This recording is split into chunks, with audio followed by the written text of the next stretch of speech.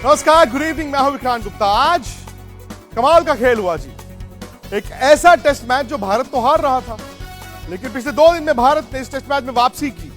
आज भारत वहां खड़ा है जहां वो मेलबर्न टेस्ट मैच जीत सकता है, लेकिन उसके लिए उसे गाबा का वो चमत्कार एक बार फिर दोहराना होगा, क्योंकि आज कहीं ना कहीं भारत ने आखिरी 2 घंटे में ऑस्ट्रेलिया को जेल से निकलने दिया।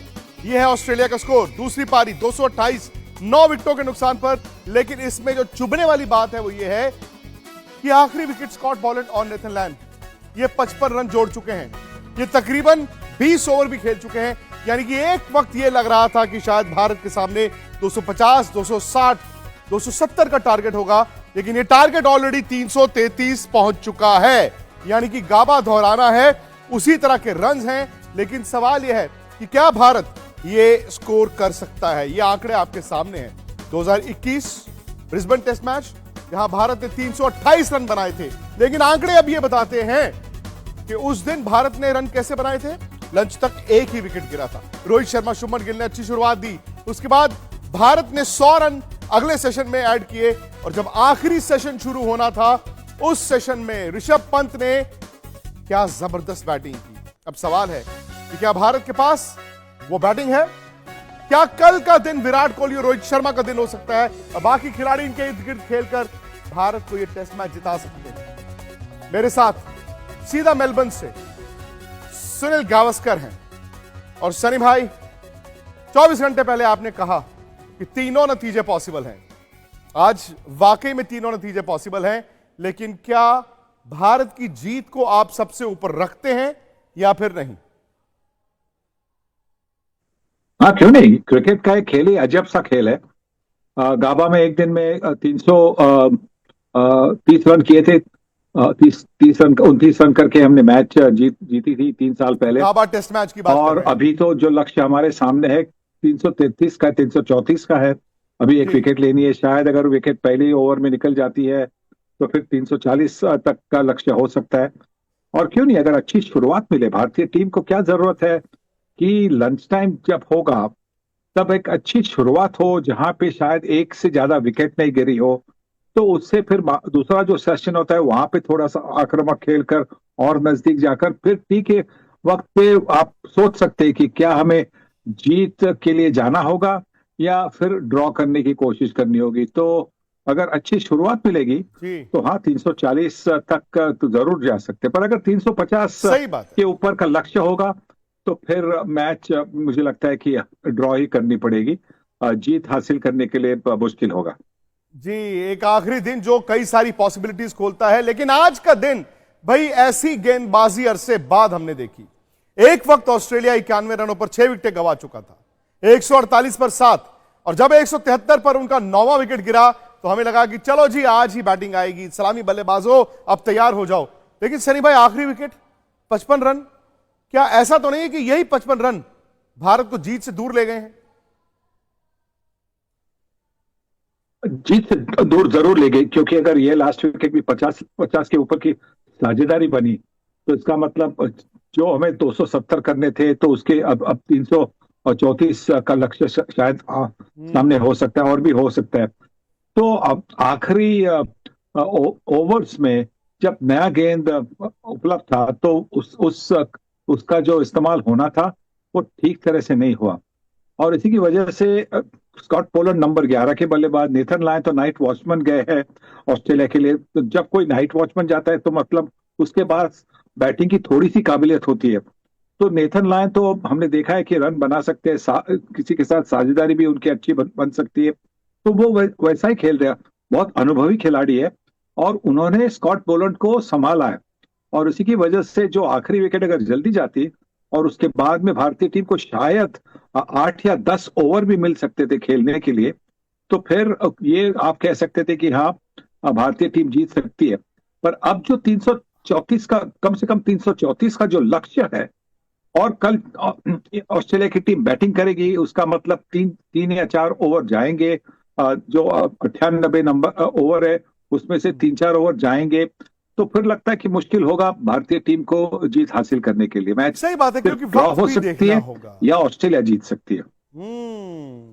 ड्रॉ हो सकता है ज्यादा, ऑस्ट्रेलिया जीत सकता है। और अगर इंडिया को जीतना है तो गाबा की तरह टी तक देखना होगा कि आपके हाथ में कितने विकेटें हैं। क्या भारत उस वक्त तकरीबन 160-70 3-4 आउट पर जाता है? बैटिंग लंबी है, आज कैच भी छूटे, यशस्वी जायसवाल के वो कैच भारत को महंगे पड़ गए, लेकिन अभी भी हम सब भारत की जीत से इनकार नहीं कर रहे। 55 रन, 110 गेंद, 84 minute. And there's more coming. आप माने या ना माने, ये आंकड़े इस मैच के नतीजे में अहम किरदार निभाने वाले हैं। हाथी आसानी से निकल गया था, लेकिन पूंछ फिर से फंस गई। बोलैंड और नेथन लायन की जोड़ी ऐसी जमी कि मैच की तस्वीर ही बदल दी। Fantastic shot that is. उनकी 333 रन की लीड साफ साफ कहती है कि तीनों में से अब कोई भी नतीजा इस मैच में आ सकता है। Straight down the ground. Aerial from Nathan Lyon. Bit of sizzle late in the day.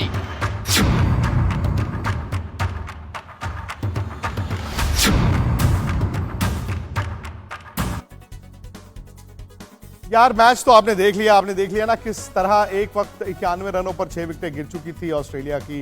Labuschagne और उनके साथ पैट कमिंस आए थे और उस वक्त जायसवाल से जो गली में कैच छूटा, उसके बाद सिली पॉइंट पर एक कैच छूटा, शायद वो ऑस्ट्रेलिया को उस वक्त सांसें दे गया जहां उनको भी सामने कुछ नहीं दिख रहा था। अब नतीजा यह है कि कहां ऑस्ट्रेलिया 125 ऑल आउट हो सकता था, 228 बना चुका है, यानी कि जो टारगेट हमें लग रहा था 250-260 होगा, वो टारगेट अब अचानक से कम 333 पे है।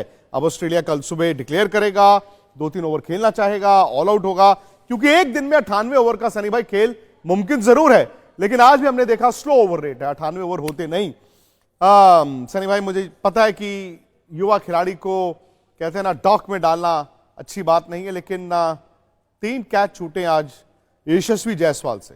स्पेशली मैं तो उन 2 कैचों की बात कर रहा हूं जो उन्होंने गली में छोड़ा, लबुशेन का और उसके बाद सिली पॉइंट पे। बिल्कुल, लाबुशेन का जो कैच था वो काफी आसान सा कैच था। अगर वो कैच पकड़ लेते तो जैसा मैंने कहा कि शायद 60-70-80 रन कम करने पड़ते, और तब तो बॉलर्स हमारे काफी फ्रेश भी थे, तो बड़े चार्ज्ड अप थे, एनर्जी बहुत थी उस वक्त, तो ऑल आउट भी जल्दी हो जाता। तो कैचेस विन मैचेस, ये तो एक पुरानी कहावत है, पर जब आप ड्रॉप भी करते कैचेस तो मैच हाथ से निकल जाती है। हमने गैबा में देखा कि केएल राहुल का जो दूसरे दिन का खेल था, वो पहले गेंद पर स्टीव स्मिथ ने कैच छोड़ दिया। अगर वो कैच पकड़ लेते तो शायद गैबा का जो रिजल्ट था, बरसात हो या ना हो, वो रिजल्ट भी अलग होता। तो इसी की वजह से जरूर जो 2 कैचेस ड्रॉप हुए, और खास करके जो गली में कैच ड्रॉप हुआ है, उससे भारतीय टीम की जीत की जो संभावना थी वो काफी दूर हो गई है। सही बात है, कहा एक वक्त भारत की जीत, उसके बाद ऐसा लगा कि अगर अब भारत ड्रॉ भी करा ले तो वो भी बड़ी कामयाबी होगी। आप सीरीज डिसाइडर में अगर 1-1 जाते हैं, हालांकि मैंने जैसे पहले कहा वो गाबा को भूल नहीं सकते, और गाबा आपको ड्रेसिंग रूम में सनी भाई वो विश्वास भी दिलाता है। रोहित शर्मा रन्स नहीं, कप्तान के तौर पर बड़ा इंपॉर्टेंट टेस्ट मैच, अपने करियर के आखिरी दाव पे, the last roll of dice. उधर विराट, उनकी भी लेगेसी दाव पर है। आपने देखा ऑस्ट्रेलियन मीडिया जिस तरह उनको टारगेट कर रहा है, ऑस्ट्रेलिया के लोग जिस तरह से उनको टारगेट कर रहे हैं। मेरा तो यह मानना है कि विराट के पास, इवन रोहित के पास, इससे बेहतर मौका नहीं हो सकता लोगों का मुंह बंद कराने का। देखिए, इनके पास इतना अनुभव है, उनको अब मैं क्या बोल सकता हूं, उनको तो मैं कुछ नहीं बोल सकता हूं ना। उनके पास बड़ा अनुभव है, वो जानते हैं कि अगर कोई क्रिटिसिज्म हो रही है, अगर जो भी उनके खिलाफ बोला जा रहा है, तो उनको उसको चुप करने के लिए बाहर जाकर रन बनाने, सीधी सी बात है। और रन बनाएंगे तो फिर कोई भी आगे कुछ कहेगा तो भी कोई फर्क नहीं पड़ता, क्योंकि देखिए, आपको how do you answer critics, जो भी क्रिटिक्स है उनका जवाब देना है तो बल्ले बल्ले से आप जवाब दे सकते हैं ना। दोनों के पास अनुभव है, दोनों ने रन बनाए, तो फिर भारतीय टीम जीत के तरफ भी जा सकती है, या मैच अगर आपके हाथ से निकल रहे उसको हम ड्रॉ भी कर सकते हैं। सर भाई, सुबह जब टीम आती है मैदान में एक स्टेट ऑफ माइंड भी होता है। गावा में शायद स्टेट ऑफ माइंड यह था कि जीतेंगे, शायद उस वक्त नथिंग टू लूज था, शायद जीत की उम्मीद नहीं थी। अब चूंकि जीत की उम्मीद भी है और मेरा मानना है कि दांव पर बहुत कुछ है, क्या वो स्टेट ऑफ माइंड बदलता है कि आप किस सोच के साथ मैदान में आते हैं?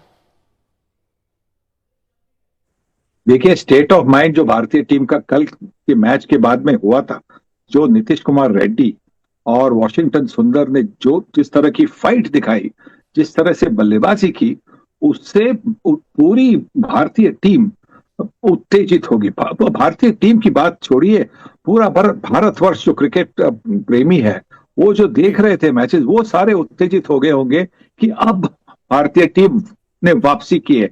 जो हारने की बात थी, अब हम मैच जीतने की भी बात कर सकते हैं। तो यही तो मतलब उसी मनीषा से वो जाएंगे मैच में, क्योंकि गापा में जो हुआ उसकी याद तो हमेशा रहेगी कि हम ये कर सकते हैं। 330 भी हम चेस कर सकते हैं, आखिरी दिन पर, 5वें दिन पर भी हम चेस कर सकते हैं। और ये एक ऐसी पिच है, मैंने पिच देखी। अच्छा। मैं जब खेल खत्म हो गया, मैंने जाकर पिच देखी। पिच पर कोई गड्ढे, कोई कुछ दरारें कुछ नहीं है। तो पिच एक्चुअली बहुत अच्छी है। पहले दिन पिच पर काफी घास थी, अब धूप की वजह से, शेविंग की वजह से पिच पर घास बिल्कुल दिखाई नहीं दे रही। फॉलो थ्रू के मार्क्स नहीं है, कुछ नहीं और है। रोलिंग और रोलर 2 बार हो सकता है। ऑस्ट्रेलिया जब बल्लेबाजी करने आएगी तो वो रोलर इस्तेमाल करेगी, पर फिर उसके बाद में इंडिया बैटिंग करने जाएगी तो वो भी रोलर इस्तेमाल करेगी। तो जो भी थोड़े से 5वें दिन के वो थोड़े से जो गड्ढे होंगे वो सपाट हो सकते हैं। तो पिच बड़ी अच्छी है बल्लेबाजी करने के लिए। ये हमने कल देखा था नीतीश कुमार रेड्डी और वॉशिंगटन सुंदर से की साझेदारी में, और अब हम देख रहे हैं नेथन लायन और स्कॉट बोलन की साझेदारी से कि इस पिच में अभी भी काफी रन्स है। चलिए, अच्छी बात है। और सनी भाई, भारत देखिए इस टेस्ट मैच में 4 पारी है ना, पहले ऑस्ट्रेलिया, फिर इंडिया, फिर ऑस्ट्रेलिया, फिर इंडिया। अब भारत की जो टीम चुनी गई, वो जानते हैं आपकी, नीतीश रेड्डी, वॉशिंगटन सुंदर, बैटिंग उन्होंने बड़ी की। और भारत की जब बैटिंग आई, यानी कि इस टेस्ट मैच की दूसरी पारी, उसमें वो दिखा भी। अब उम्मीद करते हैं कि चौथी पारी में भी बैटिंग की वो डेप्थ दिखे, लेकिन अब हुआ उससे यह है कि गेंदबाजी कमजोर हो जाती थी। ऐसा नहीं है कि इस पारी में सिर्फ बुमराह, आकाशदीप ने जबरदस्त बॉल किया, किस्मत नहीं थी। सिराज ने बड़ा अच्छा बॉल किया, लेकिन बुमराह मैच दर मैच, पारी दर पारी, गेंद दर गेंद इस वक्त दुनिया के नंबर 1 गेंदबाज बन चुके हैं। और आज उन्होंने 200 टेस्ट विकेटें ली हैं, 29 विकेटें उनकी सीरीज में हो चुकी हैं। लेकिन 200 विकेटें लेने वाले जितने क्रिकेट इतिहास के, टेस्ट इतिहास के गेंदबाज हैं, जिसमें बहुत बड़े बड़े नाम हैं, उनमें से सबसे कम एवरेज बुमराह की है। अंदाजा लगाइए बुमराह कितने बड़े गेंदबाज बन चुके हैं कि टेस्ट इतिहास में 200 विकेट लेने वाले वो ऐसे गेंदबाज बन गए हैं जिनकी एवरेज सबसे कम है। सनी भाई, बुमराह के बारे में 2 शब्द। देखिए, कंपेयर करने के लिए मेरे पास शब्द है नहीं, क्योंकि हर जमाना अलग होता है, हर जमाने के प्लेइंग कंडीशंस अलग होते हैं, हर जमाने के खेलने का अंदाज अलग होता है, हर जमाने की ग्रेट प्लेयर्स अलग अलग होते हैं। पर मैं आपको एक इंसिडेंट बताऊं कि एंडी रॉबर्ट्स, जिनको मैं सबसे बढ़िया तेज गेंदबाज मानता हूं, जो मेरे सामने खेले हैं, तो उन्होंने बताया कि अगर उनके जमाने में अगर जसप्रीत बुमराह खेलते तो एंडी रॉबर्ट्स के जमाने वेस्ट इंडीज, जसप्रीत बुमराह को नया गेंद वो लोग देते थे। इससे बढ़िया प्रेज और कहीं नहीं हो सकती। देखिए, जो नया गेंद होता है, जो पहली गेंद डालता है फास्ट बॉलर, वो सबसे बड़ा ऑनर होता है, सबसे बड़ी रिकग्निशन होती है कि आप सबसे बढ़िया बॉलर हो। तो ये अगर एंडी रॉबर्ट्स कहता है कि उनके जमाने के वो स्वयं, वो फिर Malcolm martial, Joel Garner, Michael holding और बाकी जो कॉलिन कॉफ जैसे, अगर वो होने के बावजूद अगर वो जसप्रीत बुमराह को के हाथों में गेंद सौंपेंगे, तो इससे बड़ी तारीफ तो मैं नहीं समझता हूं बुमराह की और हो सकती है। अच्छा, होता यह भी है ना कि आप जब परफॉर्म करते हैं तो आप ये चाहते हैं कि आप जीतने वाली टीम में हो, और ये टेस्ट मैच नहीं, पूरी सीरीज एक मकसद के साथ। एक तो सीरीज जीतनी होती है, दूसरा वर्ल्ड टेस्ट चैंपियनशिप फाइनल की टिकट दांव पर। एक टीम ने आज अपनी टिकट पक्की कर ली है WTC फाइनल, जून लॉर्ड्स, वो है साउथ अफ्रीका। साउथ अफ्रीका ने आज पाकिस्तान को हरा दिया। अब ऑस्ट्रेलिया